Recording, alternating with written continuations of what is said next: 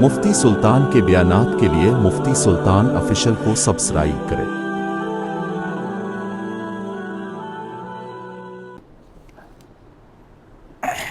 گزشتہ کل چوتھے پارے کی آخری آیت کی تفسیر آپ کے سامنے بیان کی گئی کہ کن لوگوں کے ساتھ نکاح کرنا ہے، کن لوگوں کے ساتھ نہیں۔ ان فہرست میں دو اور ہیں۔ قرآن کریم بیان کرتا ہے کہ وَأَن تَجْمَعُوا بَيْنَ الْأُخْتَيْنِ إِلَّا مَا قَدْ سَلَفَ، دو سگی بہنوں کو ایک ساتھ نکاح میں جمع کرنا جائز نہیں ہے۔ یعنی ایک بندے کے دو بیویاں ہیں اور دونوں بیویاں آپس میں ایک دوسرے کی کیا ہیں؟ سگی بہنیں ہیں، اس طرح سے جمع کرنا جائز نہیں ہے۔ اس کی ایک وجہ یہ ہے کہ حرمت کا مسئلہ ہے، صلہ رحمی کا مسئلہ ہے، قطع رحم کا مسئلہ ہے، رشتہ داری کے احترام کا مسئلہ ہے۔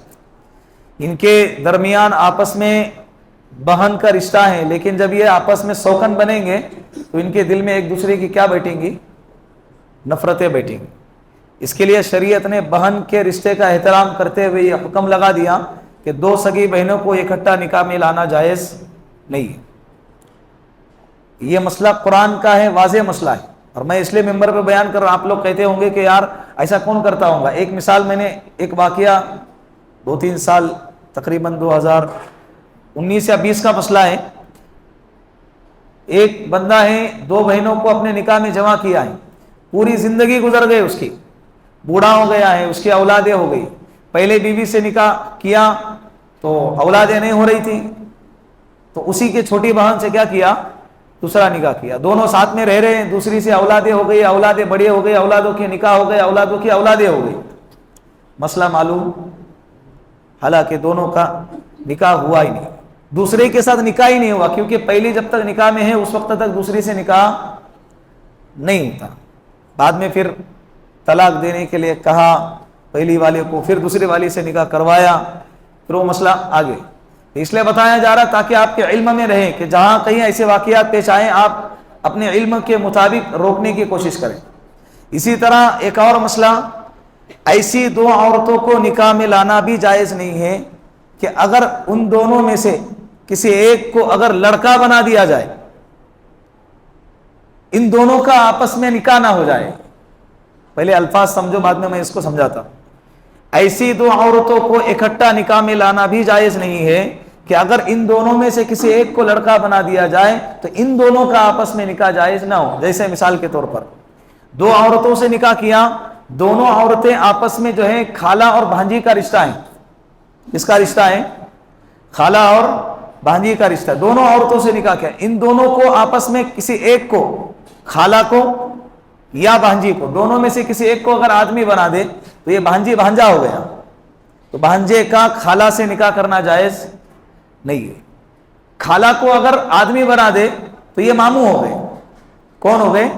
ماموں۔ ماموں کا بھانجی سے نکاح کرنا، تو ایسے دو عورتوں کو نکاح میں لانا کہ اگر آپس میں ان دونوں میں سے کسی ایک کو بنا دیا جائے، کا مطلب یہ نہیں کہ اس کو آدمی بنا دیا جائے، اگر فرض کر دیا جائے رشتے کے اعتبار سے، رشتے میں اگر فرض کر دیا جائے تو ان دونوں کا آپس میں نکاح جائز نہ ہو، ایسے عورتوں کو بھی نکاح میں لانا جائز نہیں۔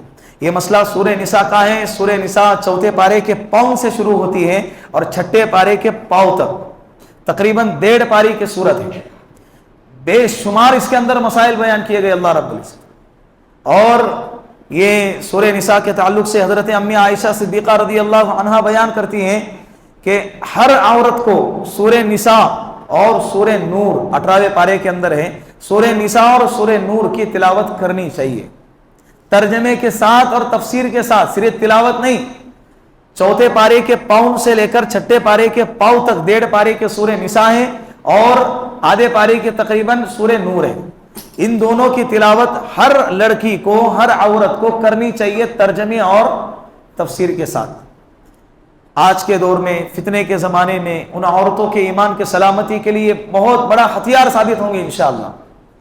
تو سورہ نساء کے اندر اللہ رب العزت نے ایک مسئلہ بیان فرمایا ہے کہ اگر تمہیں اعتماد ہو، یقین ہو کہ تم انصاف کر سکتے ہو تو مثنا و ثلاث و رباع، تو تمہیں چاہیے کہ تم کیا کریں، گناہ سے بچنے کے لیے، دوسروں کے حقوق کو ادا کرنے کے لیے تم 2 نکاح کر سکتے، 3 نکاح کر سکتے، 4 بھی نکاح کر سکتے۔ 4 پر لا کر شریعت نے کیا کیا ہے، سٹاپ کر دیا ہے، 4 سے زیادہ نکاح نہیں کر سکتے۔ لیکن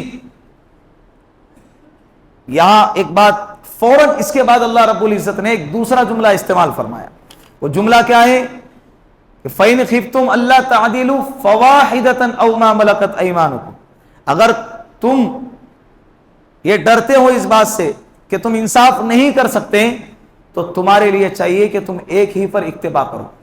کس پر اکتفا کرو؟ ایک ہی بیوی پر اکتفا کرو، دوسری کرنے کی تمہیں اجازت نہیں ہے۔ پہلی بیوی کے ٹھکانے نہیں ہے، یعنی ٹھکانے مطلب بیوی ہے لیکن حقوق کی ادائیگی کے ٹھکانے نہیں ہے، پہلی بیوی کے حقوق ادا نہیں کیے جا رہے ہیں، اور حضرت کو خواہشات ہو رہی ہے کس کی؟ دوسرے نکاح کے۔ شریعت نے اس کو حرام قرار دیا ہے، شریعت نے۔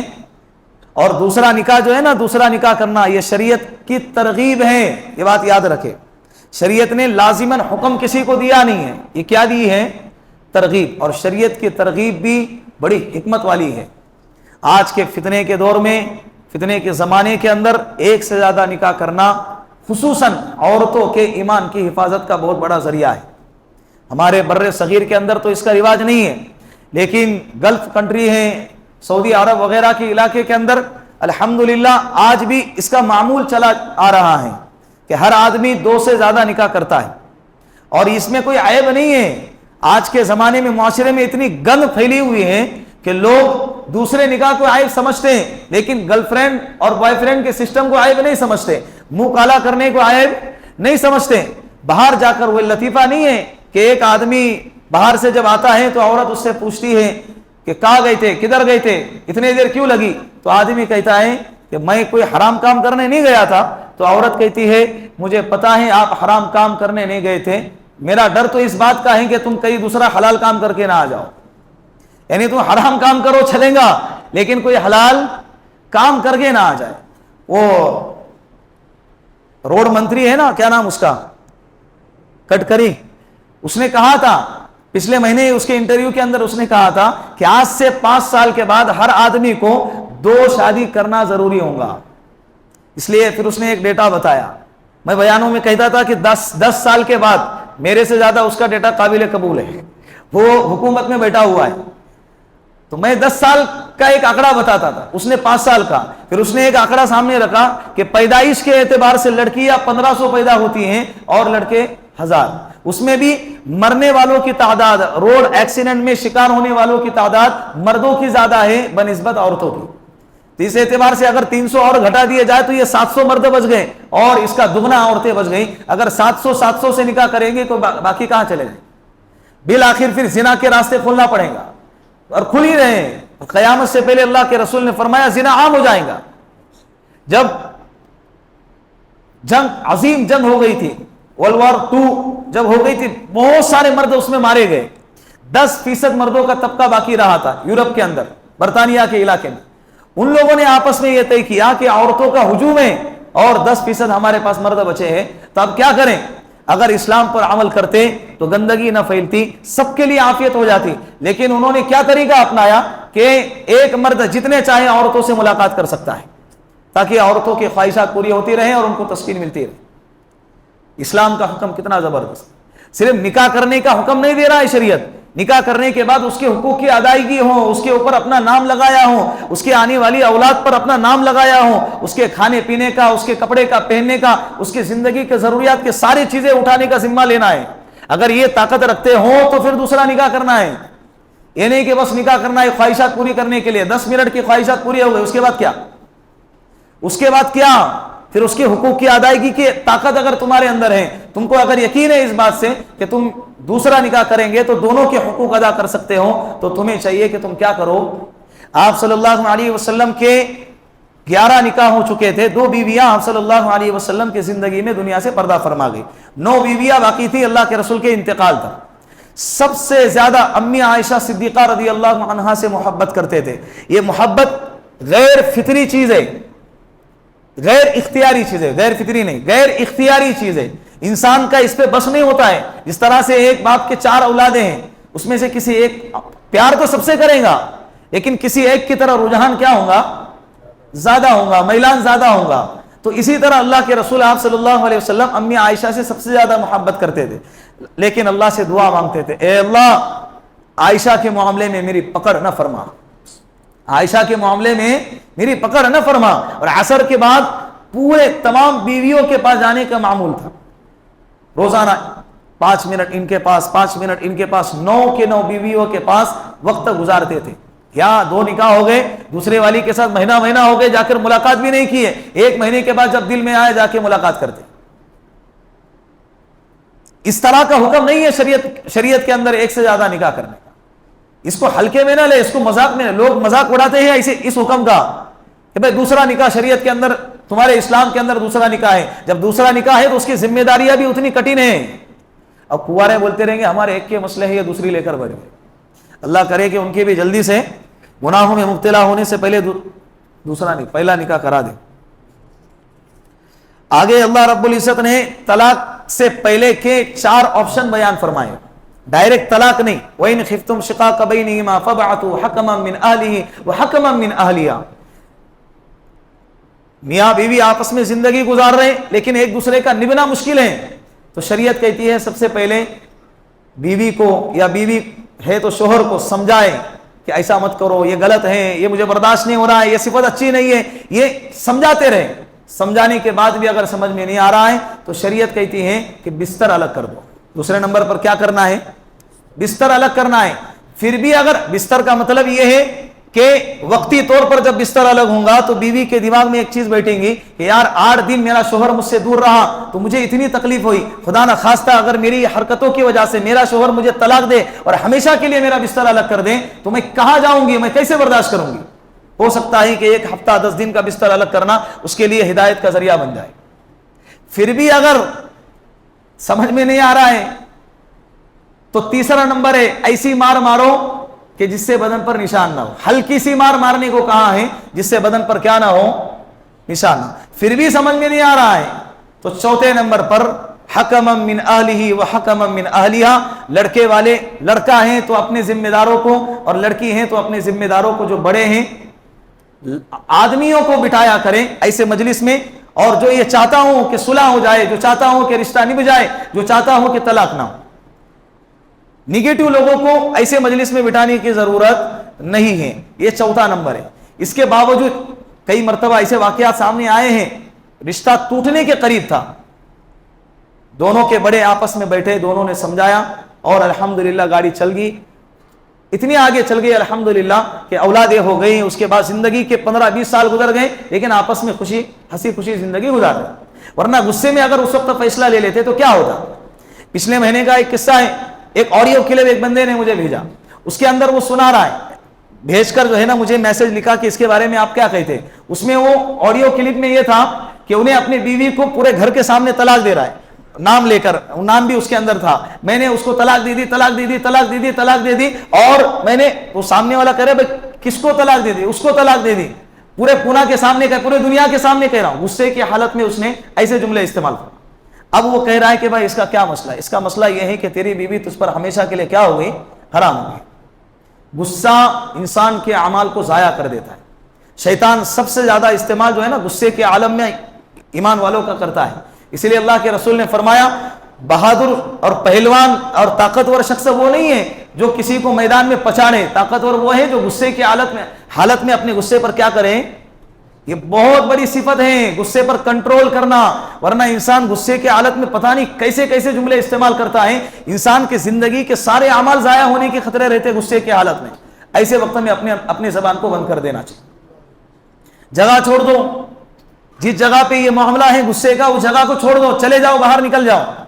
وقتی طور پر 5-10 منٹ کا مسئلہ رہتا ہے لیکن جیسا ہی وقت گزر جاتا ہے غصہ ٹھنڈا ہوتا ہے تو پھر انسان کو پچھتانے کے علاوہ کچھ باقی نہیں رہتا. پھر معاشرہ کیا کہیں گا, سوسائٹی کیا کہیں گی, طلاق تو دے دی، لیکن اگر میرے 3-4 بچے ہیں اور ایسی حالت کے اندر اگر میری بیوی مجھ سے جدا ہو جائیں گی تو میرے گھر والے کیا بولیں گے، سوسائٹی والے کیا بولیں گے؟ لوگوں کی شرما شرمی میں اسی عورت کے ساتھ زندگی گزارتے ہیں جس کو انہوں نے کیا دیا ہے، طلاق دی. اور ابھی ملاقاتیں بھی ہو رہی ہے، ملاقات زنا ہے. یہ ملاقات کیا ہے؟ بولو. اللہ کے رسول نے فرمایا قیامت سے پہلے لوگ اپنے بیوی سے زنا کریں گے. قیامت سے پہلے لوگ اپنی بیوی سے کیا کریں گے؟ زنا کریں گے. تو اس کی شکل کیا ہے؟ اس کی 2 شکلیں ہیں. ایک شکل تو یہ کہ طلاق دینے کے باوجود ساتھ میں زندگی گزاری جا رہی ہے، اور دوسری شکل یہ ہے کہ بعض دفعہ انسان اپنی زبان سے ایسے بول دیتا ہے جس کی وجہ سے انسان دائرے اسلام سے باہر نکل جاتا ہے، مرتد ہو گیا، کفریہ جملے بولا کہ اللہ کو میں ملی تھی کیا، اللہ کو میں ہی ملا تھا کیا، اللہ ایسا ہے، اللہ، نعوذ باللہ ایسے جملے استعمال کرتے ہیں جس کی وجہ سے انسان کیا ہو جاتا ہے، دائرے اسلام سے باہر نکل جاتا ہے. اسلام سے جیسے ہی باہر نکل گیا نکاح کیا ہو گیا، ٹوٹ گیا. لیکن معلوم نہیں زندگی گزاری جا رہی ہے. یہ ملاقات کا کرنا آپس میں بیوی کے ساتھ کیا ہے، یہ زنا ہے. اللہ ہم سب کے اس سے حفاظت فرمائے. اسی طرح 5ویں پارے کے بالکل اخیر میں اللہ رب العزت نے منافقین کے بارے میں بیان فرمایا. ان المنافقین یخادعون اللہ وهو خادعهم واذا قاموا الى الصلاة قاموا کسالى. یہ منافق کے بارے میں آپ کان کھول کے سن لینا توجہ سے. منافق کی صفت بیان فرمائی کہ منافق وہ ہیں جو اللہ کو دھوکہ دیتے ہیں. وہ اللہ کو دھوکہ نہیں دے رہے، اپنے آپ کو دھوکہ دے رہے ہیں. اور جب نماز پڑھتے ہیں تو کیسی نماز پڑھتے ہیں؟ نماز میں سستی کرتے ہیں، یا تو آتے نہیں ہیں اور آئے تو 2 رکعت 3 رکعت چلی جاتی. یہ صفت اللہ نے کس کی بیان فرمائی؟ بولو کس کی بیان فرمائی؟ منافقین کی بھی جماعت چھوڑنے کی ہمت نہیں ہوتی تھی، رکعتیں چھوٹتی تھی ان کی. وہ رکعتیں چھوٹنے والی صفت کو قرآن نے ہائی لائٹ کیا ہے کہ سستی کر رہے ہیں نماز کے اندر. اگر یہ صفت ہمارے اندر ہے تو سمجھ جاؤ کہ ہمارا شمار کون سی جماعت کے اندر ہو رہا ہے. اور منافق معمولی سزا نہیں ہے منافق کی، کافر سے بھی بدتر کل قیامت کے دن سزا ہوگی. اسی صفحے کے نیچے اللہ نے بیان فرمایا ان المنافقین فی الدرک الاسفل من النار. کل قیامت کے دن منافق سب سے جہنم کے نیچے طبقے کے اندر ہوگا، جہنم کے سب سے نیچے طبقے. اسی لیے اللہ کے واسطے کہہ رہا ہوں نماز کے معاملے میں سستی نہ کرو. نماز کے معاملے میں پورے 24 گھنٹے کے اندر اگر ٹائم نکالا جائے تو بڑی مشکل سے 1.5 گھنٹہ بنتا ہے پورے 5 نمازوں کا. اگر ہمارے لیے اللہ کے لیے 1.5 گھنٹہ اگر نہیں نکل پاتا تو لعنت ہے ہماری زندگی پر. بات سمجھ میں آ رہی ہے؟ اور اللہ کے رسول صلی اللہ علیہ وسلم نے فرمایا، ابھی اللہ کے رسول نے حضرت حذیفہ بن الیمان کو منافقین کی لسٹ بتائی تھی نام لے کر، یہ فلاں ابن فلاں منافق، فلاں ابن فلاں منافق، فلاں ابن فلاں، ساری لسٹ بتائی تھی تاکہ ان کی گتی ودھی پر نظر رکھی جائے، ایکٹیویٹیز پر نظر رکھی جائے، کہیں ایسا نہ ہو کہ دشمنان اسلام کو ہماری خبریں پہنچائے. یہ ساری لسٹ بتائی تھی. لیکن ابھی آج کے زمانے میں تو اللہ کے رسول ہے نہیں، وہی کے ذریعے اللہ کے رسول کو بتایا گیا تھا، وہی اتر نہیں رہی ہے. تو ہمیں کیسے پتا چلے گا کہ ہم منافق ہے یا نہیں، یا کوئی اور منافق ہے یا نہیں؟ ورنہ آج کے زمانے میں تو ہر انسان منافق کی ساری صفتیں پائے جانے کے باوجود اپنے آپ کو ایمان والے صفوں کے اندر سب سے پہلے نمبر کا اپنے آپ کو شمار کرتا ہے. حضرت عمر فاروق رضی اللہ عنہ کا حال کیا تھا؟ حضرت عمر نے حضرت حذیفہ کو بلا کر پوچھا، اے حذیفہ رضی اللہ عنہ، اے حذیفہ بن الیمان، اللہ کے رسول نے آپ کو منافقین کی لسٹ بتائی تھی، مجھے بتاؤ کون کون ہے؟ صاحب السر رسول اللہ صلی اللہ علیہ وسلم، اللہ کے رسول کے بھیدی رازدار کا لقب ملا ہے حضرت حذیفہ کو.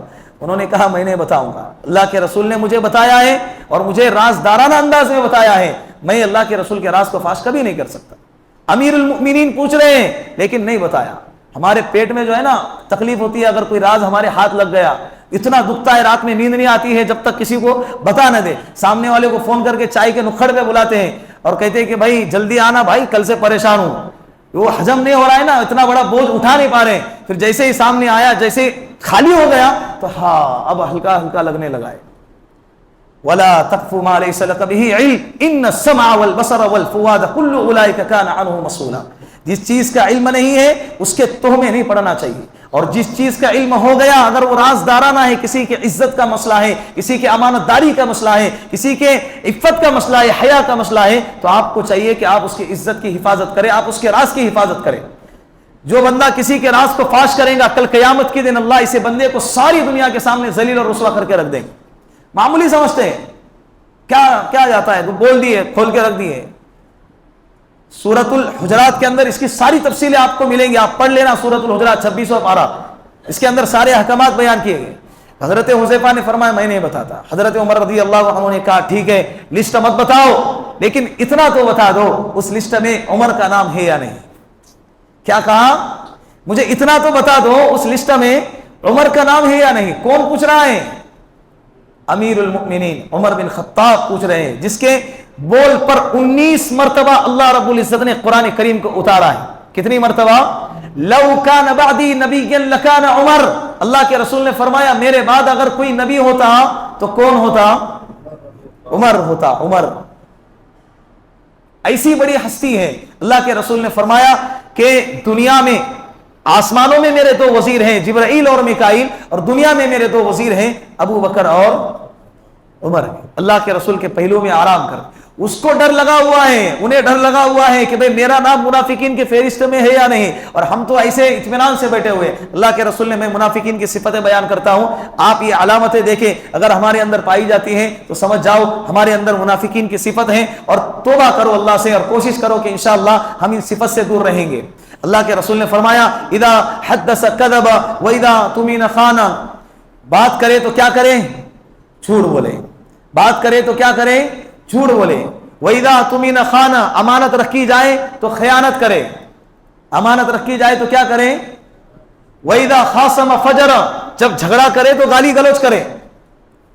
जब झगड़ा होता है ना इंसान की हकीकत बाहर निकल जाती है, सारी तहजीबें, सारे आदाब, एहतराम उस वक्त में इंसान के क्या होते हैं? झगड़े के टाइम पे बाहर निकल। अल्लाह के रसूल ने फरमाया वैदा खासम फजर, झगड़ा करे तो गाली गलौज करे, ये मुनाफिकीन की सिफत है। तो इन सिफात से, और नमाज के अंदर सुस्ती करना, आज हमने जो पढ़ा ये मुनाफिकीन की सिफत है। इंशाअल्लाह हम इससे दूर रहेंगे ना। इसी तरह आगे अल्लाह रब्बुल इज्जत ने 6ठे पारे के अंदर जो है सूरतुल माइदा नाजिल फरमाई। सूरतुल माइदा, माइदा कहते हैं दस्तरखान को। इसके अंदर क्या चीजें नहीं खानी है उसका तस्करा किया है। या हुर्रिमत अलैकुमुल मैततु वद्दमु वलहमुल खिंजीर वमा उहिल्ल बिही लिगैरिल्लाह वल मुनखनिकतु वल मौकूज़तु वल मुतरद्दियतु वन नतीहतु वमा अकलस सबउ इल्ला मा ज़क्कैतुम, कि ऐसा जानवर है जो मुर्दार है, हलाल नहीं है, हराम है। खिंजीर का गोश्त हराम है और खून हराम है। गैरुल्लाह के नाम पे ज़बीहा ये भी हराम है। गिर कर मर गया, बकरी थी छत पे से नीचे गिर गई तो वो क्या है? ये भी हमारे लिए हराम है। गला घोट कर जिसको मारा गया ये भी हमारे लिए हराम है। ऐसे जानवर हमारे लिए हराम है। इसी तरह आगे अल्लाह रब्बुल इज्जत इसी आयत के अंदर एक आयत है अल-यौमा अकमलतु लकुम दीनकुम व अतममतु अलैकुम निअमती व रज़ीतु लकुमुल इस्लाम दीना। ये कुरान करीम के एतबार से सबसे आखिरी आयत है। बाज़ मुफस्सिरीन ये फरमाते, और ये हज्जतुल वदा के मौके पर नाजिल हुई है, मैदान अरफात में नाजिल हुई है। हज का मौसम है, मैदान अरफात है, हालत एहराम में है, और ये आयत करीमा नाजिल हुई कि नबी जी आज हमने तुम्हारे लिए दीन को क्या कर दिया? मुकम्मल कर दिया। एक यहूदी ने हजरत उमर से फरमाया ए उमर, अगर ये आयत हमारे अंदर नाजिल होती तौरात में तो हम उस दिन को, आयत जिस दिन नाजिल हुई उस दिन को ईद का दिन मनाते। हजरत उमर ने फरमाया अल्लाह का शुक्र है ये आयत जिस दिन नाजिल हुई वो हमारे लिए कौन सा दिन था? ईद का ही दिन था, तो हमको अलग से मनाने की जरूरत नहीं है। हम जब भी ईद मनाए तो वो ईद का दिन उसी आयत के दिन मनाया जाता है। इसी तरह आगे अल्लाह रब्बुल इज्जत ने एक आयत नाजिल फरमाई जिसके अंदर वजू का तस्करा है। या अय्युहल्लज़ीना आमनू इज़ा कुंतुम इला सलाति फग़सिलू वुजूहकुम व अयदियकुम इलल मराफ़िक़ि वमसहू बिरुऊसिकुम इलल कअबैन। ए ईमान वालों, जब नमाज का इरादा करो तुम्हें चाहिए कि चेहरों को दो, हाथ को दो, सर का मसा करो, पैर को दो। या लेकिन अगर पानी नहीं है, बीवी से मुलाकात करके आ गए, इस्तिंजा करके आ गए और पानी पर कादिर नहीं है, नजासत सगीरा, नजासत कबीरा, छोटी नापाकी, बड़ी नापाकी है, वजू वाजिब हो गया या गुस्ल वाजिब हो गया, दोनों में से कोई भी हो, और पानी नहीं है, या पानी तो है लेकिन पानी के इस्तेमाल पर कादिर नहीं है, तो शरीयत ने हमको क्या दिया? तयम्मुम करने का हुक्म दिया है। तयम्मुम बहुत बड़ी नियामत है। ऐसी जगह पे है कि जहां पर पानी नहीं है, या पानी तो है लेकिन तुम इतने बीमार हो कि अगर इस्तेमाल करेंगे तो बीमार पड़ जाओगे या जान जाने का खतरा है, तो शरीयत कहती है टेंशन लेने की जरूरत नहीं है। तुम क्या करो? मिट्टी पे हाथ मारो, लेकिन सबसे पहले पाकी की नियत करो। क्या करो? वजू के लिए नियत शर्त नहीं है, लेकिन तयम्मुम के लिए नियत शर्त है। اس لیے کہ وضو اصل ہے اور تیمم اس کا نائب ہے، قائم مقام ہے. قائم مقام کو اصل کے درجے میں لانے کے لیے نیت ضروری ہوتی ہے. تو نیت کرنا ہے کہ پاکی، اے اللہ میں اس تیمم کے ذریعے سے پاکی حاصل کرنا چاہتا ہوں، کرتا ہوں. پھر دونوں ہاتھوں کو مٹی پہ مارے اور ہاتھوں کو جھٹکے اور پورے چہرے پر ایک ہی مرتبہ پھیر دے. پھر دوسری مرتبہ مٹی پہ ہاتھ مارے، دونوں ہاتھوں کو جھٹکے، الٹے ہاتھ سے سیدھے ہاتھ پر پھیر دے، سیدھے ہاتھ سے الٹے ہاتھ پر پھیر دے. یہ 2 ضربے یہ تیمم ہے. یہ 2 ضربے کیا ہیں؟